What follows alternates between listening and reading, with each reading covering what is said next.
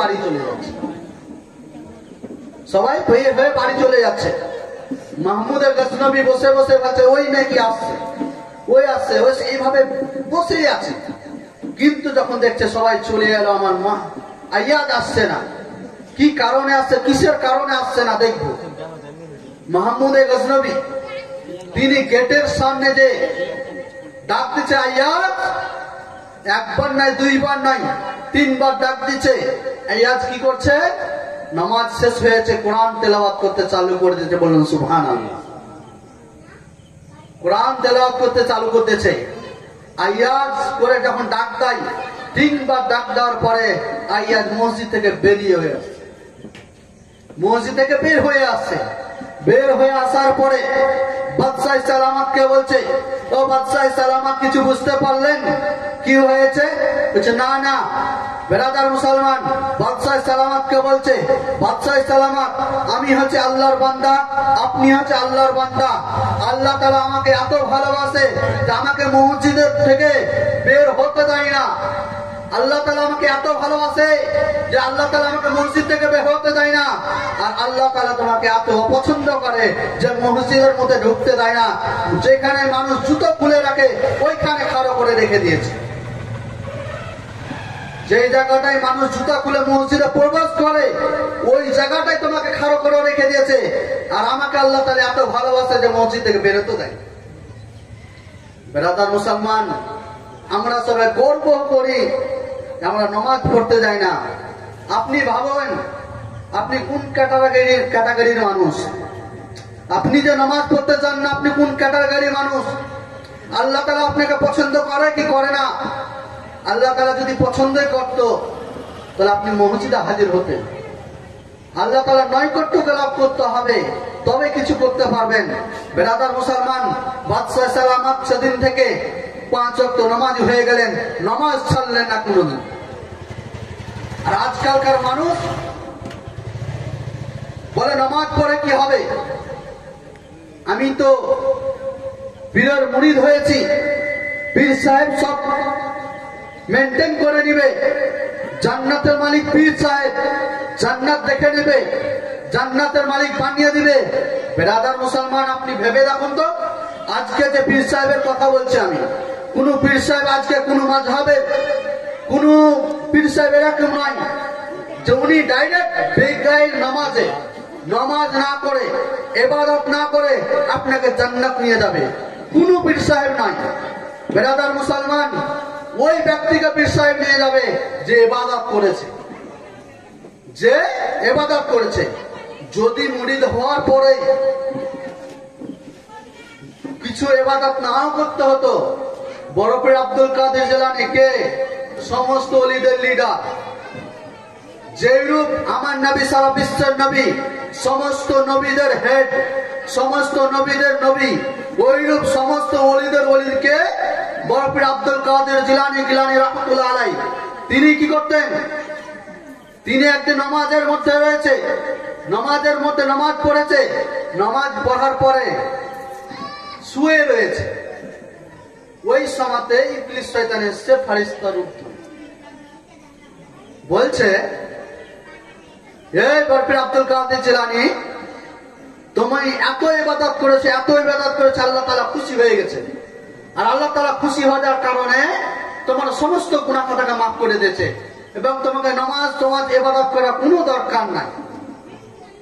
বড় পীর আব্দুল কাদের জিলানী বলেন রাহমাতুল্লাহ আলাইহি ভাবছে কি কিভাবে হতে পারে যে দুনিয়ার বাদশা, যিনাকে আল্লাহ তাআলা দুনিয়ার বাদশা বানিয়ে দিয়েছে, তিনার উপর 6 ওয়াক্ত নামাজ পড়ছিল, আমি তো ওনার পায়ে ধুলো নাই, আমার উপর নামাজ মাফ হয়ে যাবে?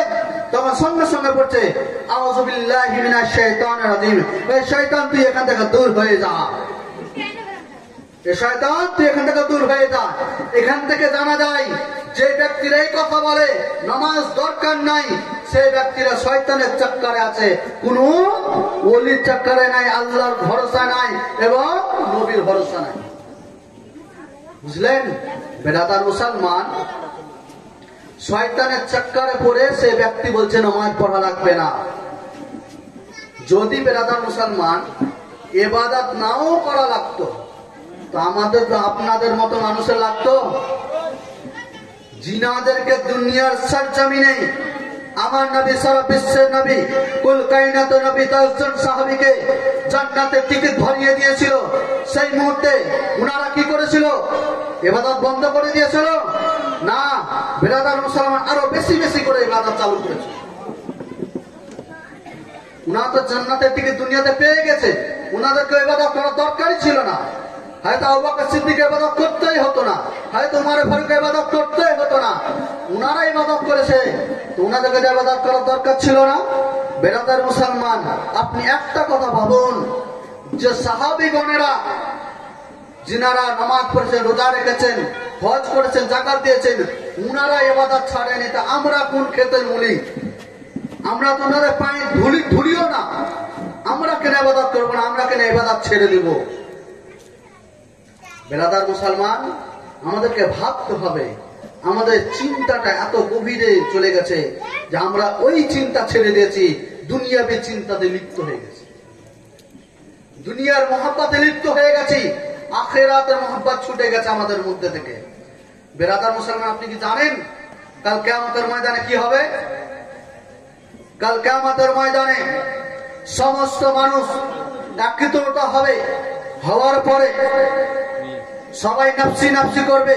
আল্লাহ তাআলা যেন আমার হিসাবটা প্রথমে নাই, আল্লাহ তাআলা যেন আমার হিসাবটা প্রথম নাই, এইভাবে সমস্ত মানুষ নাফসি নাফসি তো লটিয়ে থাকবে। আর সূর্য মাথার কাছে চলে আসবে, আর শরীর থেকে ঘাম চুয়ে চুয়ে পড়বে। ওই ঘাম এত হয়ে যাবে, এ বন্যা কি দেখছেন, ঘামের কারণে সাঁতার কাটবে মানুষ। কেউ কাউকে চিনবে না, নিজের বাবা নিজের ছেলেকে চিনবে না, নিজের ছেলে নিজের বাবাকে চিনবে না।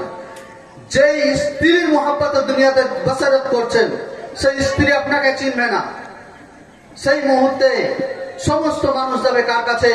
হযরত আদম নবীর কাছে যাবে, আর জিজ্ঞাসা করবে, হে আদম আলাইহিস সালাম, আপনি আমাদের আদি পিতা, আপনি আল্লাহ তাআলার কাছে সুপারিশ করেন, আর আমাদের কোন যেন হিসাবটা তাড়াতাড়ি হয়ে যায়। বিরাদার মুসলমান, আমরা জানি সর্বপ্রথম সুপারিশ কে করবে? সর্বপ্রথম সুপারিশ করবে কে?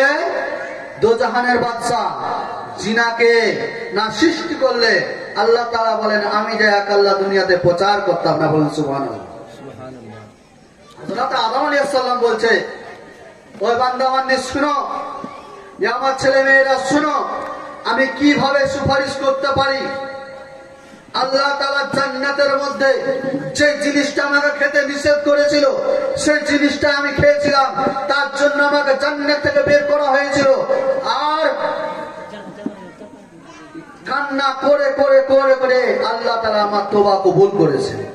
তা আমি আল্লাহ তাআলার হুকুমকে অমান্য করেছিলাম, ওই আমি সুপারিশ করতে পারবো না, অন্য কাউরির কাছে গেলেন। কার কাছে? হযরত নূহ আলাইহিস সালামের কাছে গেলেন। হযরত নূহ আলাইহিস সালাম বলছে, আমার দ্বারা হবে না, চলে যাও হযরত ইব্রাহিম আলাইহিস সালামের কাছে। তিনি কি করলেন? সমস্ত মানুষ হযরত ইব্রাহিম আলাইহিস সালামের কাছে গেলেন। হযরত ইব্রাহিম সালাম বলছে, যাও যাও, তোমাদের অপেক্ষায় দো জাহানের বাদশা বসে রয়েছে, তিনার দরবারে চলে যাও, তোমরা আমার আগে খুঁজছো, আর হযরত মুহাম্মদ মুস্তাফা সাল্লাল্লাহু আলাইহি ওয়াসাল্লাম তোমাদেরকে খুঁজে বেড়াচ্ছে। বলুন সুবহানাল্লাহ। বিরাদার মুসলমান, সমস্ত মানুষের নবী পাক সাল্লাল্লাহু আলাইহি ওয়াসাল্লামের দরবারে যে হাজির, ইয়া রাসূলুল্লাহ, হাবিবাল্লাহ, নবী গো আমাদের জন্য সুপারিশ করেন। কইতে, বান্দা বান্দী শুনো, ইয়া আমার উম্মত শুনো, তোমাদের অপেক্ষায় আমি বসে রয়েছি, কখন তোমরা বলবে আমি আল্লাহ তাআলার কাছে সুপারিশ করব। বিরাদার মুসলমান, আমরা ওই নবীর উম্মত, যে নবী দুনিয়াতে আসার সঙ্গে সঙ্গে রব্বে হাবলি উম্মতি, রব্বে হাবলি উম্মতি বলে কান্না করছেন, এবং যাওয়ার সময় তো এই উম্মতের জন্য কান্না করছেন। বলে সুবহানাল্লাহ। বিরাদার মুসলমান, আপনি কি ভাবছেন যে আমরা দুনিয়াতে এসেছি খালি হাতে চলে যাব? না, ইয়াউমা ইয়াকুনুন নাস, কাল কিয়ামতের ময়দানে সমস্ত মানুষ আল্লাহ তাআলার দরবারে খাড়া হয়ে যাবে। আর যা দুনিয়াতে করে গিয়েছি, গরিবের টাকা মেরে খেয়েছি, এতিমের টাকা মেরে খেয়েছি, কাউকে ঠকিয়ে ব্যবসা করেছি, সমস্ত জিনিসের হিসাব হবে কাল কিয়ামতের ময়দানে। নিজের আমল নামাকে নিজের হাতে দিয়ে দেওয়া হবে আর বলবে বান্দা শুনো, আমি তোমার হিসাব করব না, নিজেই হিসাব করো, তুমি জান্নাতের হকদার আছো না জাহান্নামের হকদার আছো। তুমি জান্নাতের হকদার আছো না জাহান্নামের হকদার আছো, তুমি নিজেই হিসাব করো, আমি হিসাব করব না। বেরাদার মুসলমান, ওই মুহূর্তে আপনি কি মুখ দেখাবেন? ওই মুহূর্তে আপনি আমল নামাটা নবীর দরবারে কি দেখাবেন? নবীকে মুখখানে কি দেখাবেন? আল্লাহকে কি দেখাবেন? যে আল্লাহ তাআলা দুনিয়াতে আমাকে পাঠাচ্ছিলেন, দুনিয়াতে গরিবের টাকা মেরে খেয়েছিলাম, সুদে টাকা খাটাচ্ছিলাম, হারাম কাজে লিপ্ত ছিলাম, মদ মাতালে লিপ্ত ছিলাম, চারাস খেয়েছিলাম, দুনিয়াতে কোনো ইবাদত করেনি। কাল কিয়ামতের ময়দানে এগুলো কিছুই কাজে আসবে না। যদি ইবাদত করেন তবে জান্নাতি, না করলে জাহান্নাম। বেরাদার মুসলমান, একটা জিনিস, যে বাচ্চা যখন জন্ম করানো হয়নি তার আগে যখন মায়ের গর্ভে থাকে, খাবার লাগে কি লাগে না? পেটের ভিতরে খাবার লাগে কি লাগে না? তো কি খায় জানেন কি? মেয়েদের যেটা মাসে মাসে যেটা হয় বন্ধ হয়ে যায়, ওই জিনিসটাই ওই বাচ্চাটি খাবার, পুষ্ট খাবার ওটাই। কিন্তু খাবারটা কি দিয়ে খায়? মুখ দিয়ে খায়? হাদিস বলছে, মশলা বলছে, ওই খাবারটা নাভি দিয়ে দেয়, বাচ্চার নাভি দিয়ে যায় পেটের ভিতরে। বেরাদার মুসলমান, কিসের জন্য? আল্লাহ তাআলা তো গায়বের সংবাদ, আল্লাহ গোটা দুনিয়ার মালিক, দুনিয়ার মানুষকে সৃষ্টি করেছেন, গোটা দুনিয়াকে তৈরি করেছেন, দুনিয়া মানুষকে বানাচ্ছেন, মুখ দিয়ে খাবারটা দিতে পারত না? আল্লাহ তাআলা বলছে, বান্দা শোন, দুনিয়াতে আসার পরে একবার আমার নাম নিবি, একবার আমাকে ইয়াদ করবি, একবার আমাকে চেষ্টা করবি, ওইরূপ যেই মুখ দিয়ে আমার নাম নিবি, ওই মুখে কিভাবে নাপাক খাবার দিতে পারে? ওইরূপ আল্লাহ তাআলা কোন বান্দা বান্দিকে মায়ের গর্ভে থাকার সময় মুখ দিয়ে খাওয়ায়নি, নাভি দিয়ে খাওয়াছে। কেননা দুনিয়াতে আসার পরে ওই বাচ্চা বাচ্চি যেন আল্লাহ তাআলার একবারও নাম নিবে, ঠিক না? কিন্তু বেরাদার মুসলমান, আপনি ভেবে দেখুন তো, দুনিয়াতে আসার পরে মদে লিপ্ত, চারসে লিপ্ত, সুদের টাকা, ওই টাকা দিয়ে জিনিসপত্র কিনে খাচ্ছে হারাম খাবার, বলেন তো ওই ব্যক্তি কোথায় যাবে? আল্লাহ তাআলা নাপাক খাবারটা মুখ দিয়ে দিল না, দুনিয়াতে আসার পরে ওই মুখ দিয়ে আপনি মদ, গাঁজা, সিগারেট, বিড়ি সব খাচ্ছেন। অবস্থাটা কি হবে? কাল কিয়ামতের আপনি কি জবাব দিবেন?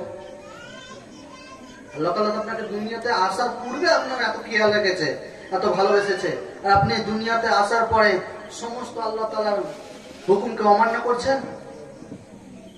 কোরআনে বলছে আল্লাহ তাআলা, ওমা খালাকতুল জিন্না ওয়াল ইনসা ইল্লা লিয়াবুদুন। আল্লাহ তাআলা বলছেন, জিন এবং ইনসানকে, জিন এবং মানব জাতিকে আমি সৃষ্টি করতাম না, করেছি একমাত্র আমার ইবাদত করার জন্য। যখন দুনিয়াতে আসি আল্লাহর কাছে ওয়াদা করেছিলাম, ইয়া রাব্বুল আলামিন, পাক পরওয়ারদিগারে আলম, দুনিয়াতে যাওয়ার পরে আপনার ইবাদত করব, তাছাড়া কিছু করব না।